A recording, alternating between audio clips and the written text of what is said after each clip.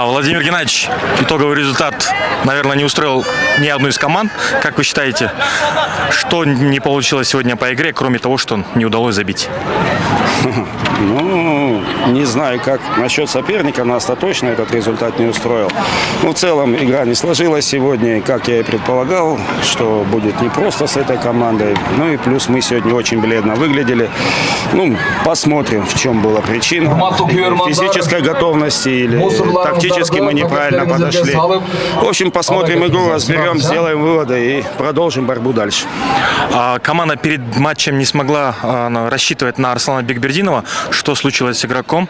И как вы оцениваете игру Камаледина Ташиева, который вышел на его позиции?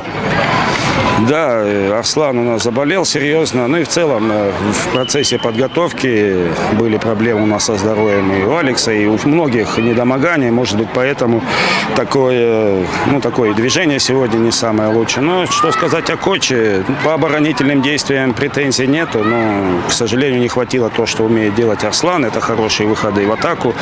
Но опять-таки, еще раз говорю, как он оборонялся, больше мы по большому счету не ждали. В целом, сегодня было сложно нам в атаке. И, несмотря на это, даже создали достаточное количество моментов для победы. Ну и в наши ворота, к сожалению, тоже было достаточно моментов. Поэтому, наверное, результат закономерен. Единственное, мог быть там 2-2, 3-3.